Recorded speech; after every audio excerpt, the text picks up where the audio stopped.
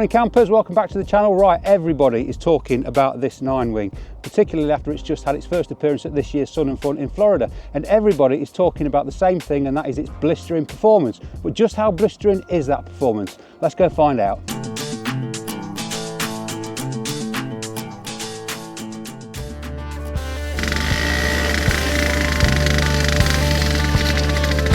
Golf Charlie Mike Papa X-ray entering runway 01 for immediate departure.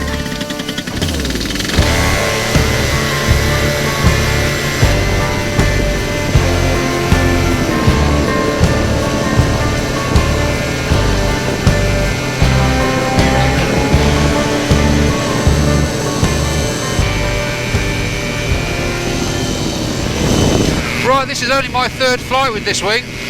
Let me get that flappy thing out of the way. So far I've got about an hour and a half's worth of flight time on it.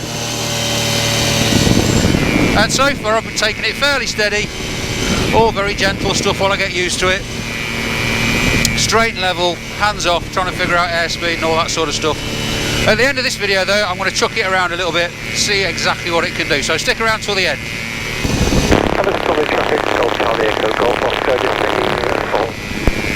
Alex Bromley's active today. Right, just before I do anything in terms of my airspeed, I just want to give a quick thank you to everybody that's left comments on my videos, particularly those people that have asked questions, or those people that have made suggestions about future content. And one question that keeps on cropping up time and time again is cost. How much does it cost to do this? So what I'm going to do is I'm going to have to do a video to break that cost down for you. So starting right from the beginning for your lessons, exams, and then the equipment that you might buy for the whilst you're learning. So for example, a flying suit, gloves, helmet, radio, all that sort of stuff. I'll break that down for you.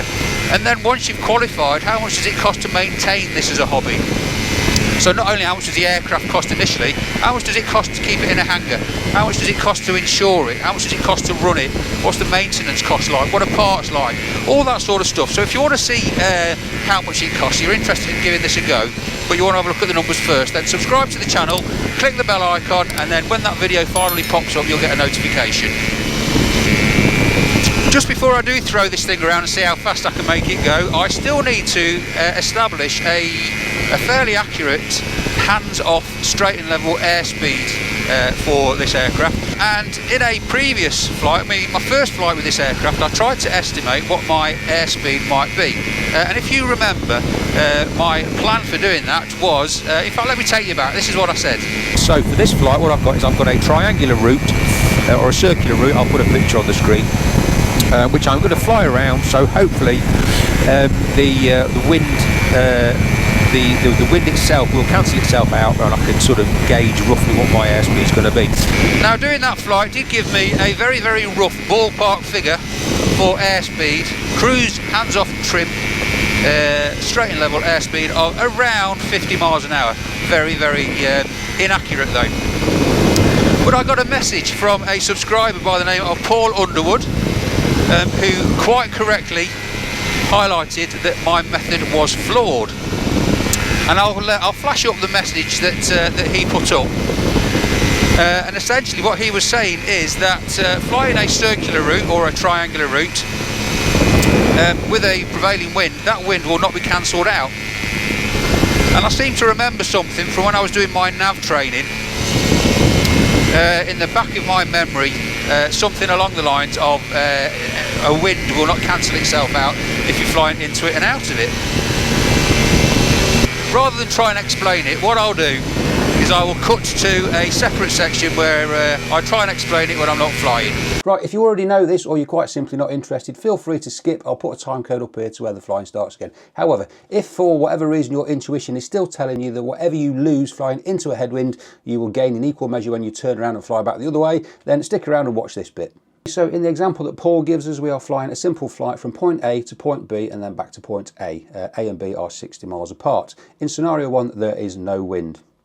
We are using an aircraft that has an airspeed quite conveniently of 60 miles an hour. The first leg, A to B, our ground speed is going to be 60 miles an hour, and the same as our airspeed because there is no wind to affect it. So it's going to take us a total of 1 hour. You can work that out for yourself, you don't need to be a genius, to get from A to B.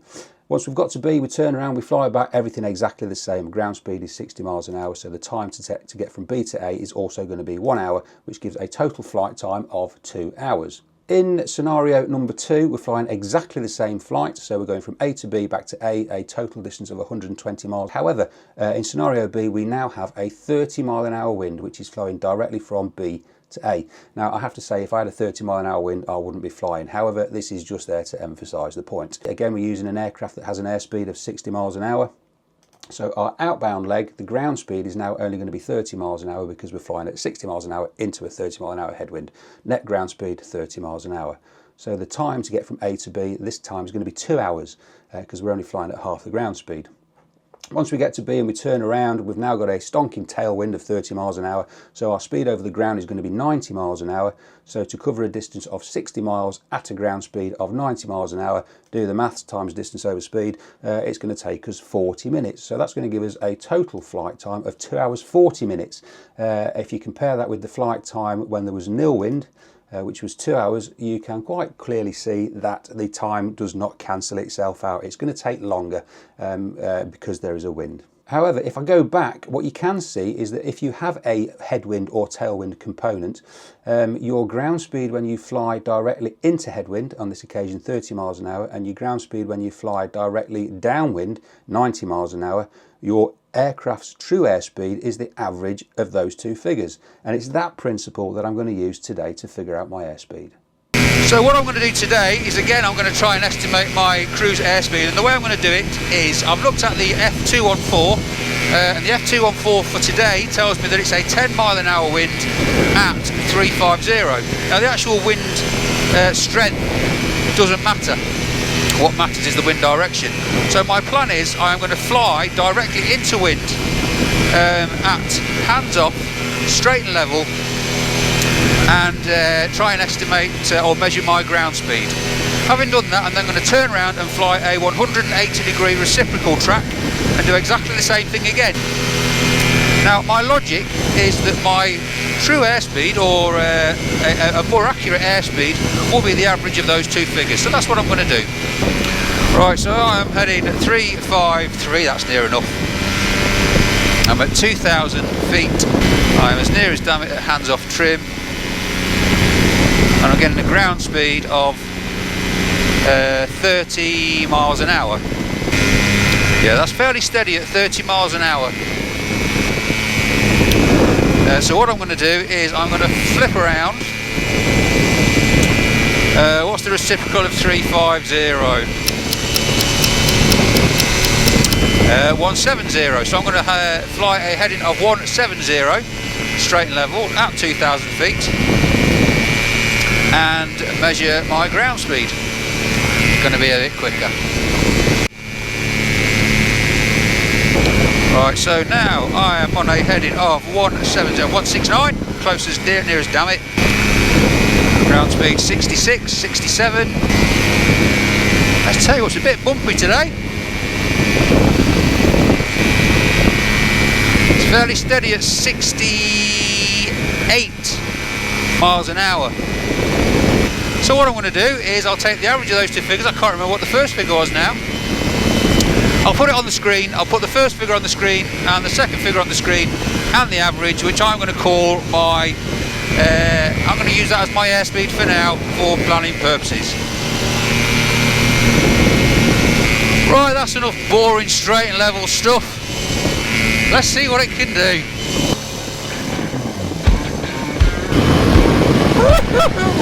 Oh my word! Steep turns, loads of fun. And another.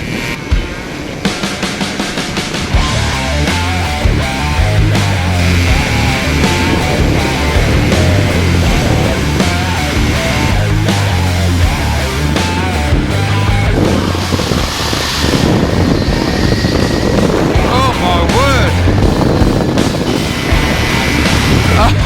Oh!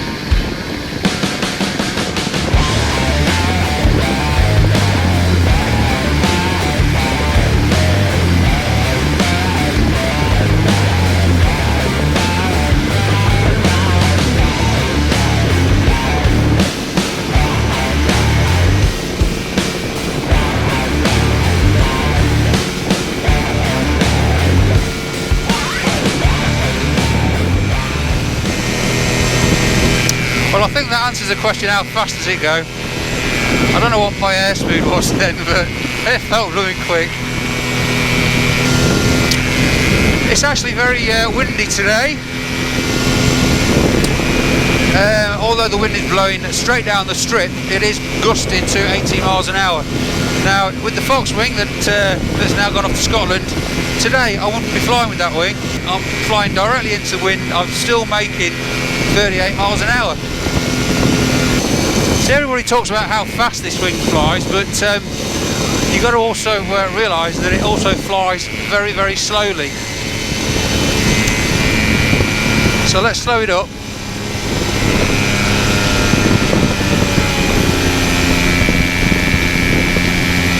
And the other thing is as well, is it doesn't take any effort to fly slowly. Look, one hand on the control bar is pretty much on the strut. And I'm flying, I've got a ground speed of 18 miles an hour. And you could fly like this all day long with the bar on the strut. So if you're flying with something slower, if you've got friends that are flying sub-70 aircraft, you know, peabees, Adams, and that sort of thing, and you want to go flying with them, then you can do.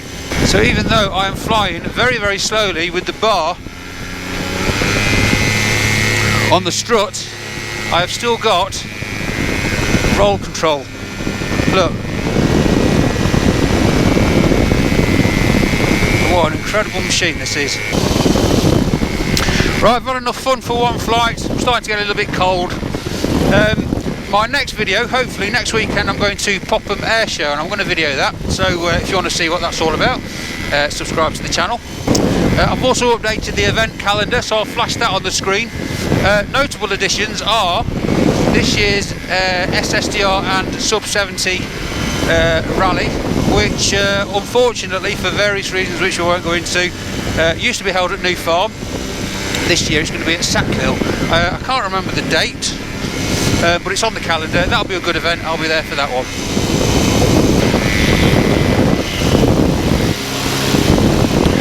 Oh god, it's bumpy. This landing could be interesting. Dollymore Traffic Golf Charlie Mike Papa X-Ray is final for 01 Dollymore. So this landing approach was actually quite a challenge. The wind on this day was gusting to over 20 miles an hour, and although it was mostly down the strip, it was gusting from different directions. So on this approach, when I get to about 40 feet, you'll see in just a moment, I got blown to the left of centre line. Now the runway at Dollymore is very, very long, so I did think just for a second about trying to rescue it, but then I thought, you know what, let's chuck this one away and let's go around. Well, that was my first go around in a long time. You can always go around. Let's have another go. Dollymore Traffic Golf Charlie Mike Papa X-Ray downwind for 01. Second time lucky. Wish me luck. Dollymore Traffic Golf Charlie Mike Papa X-Ray turning final for 01 Dollymore.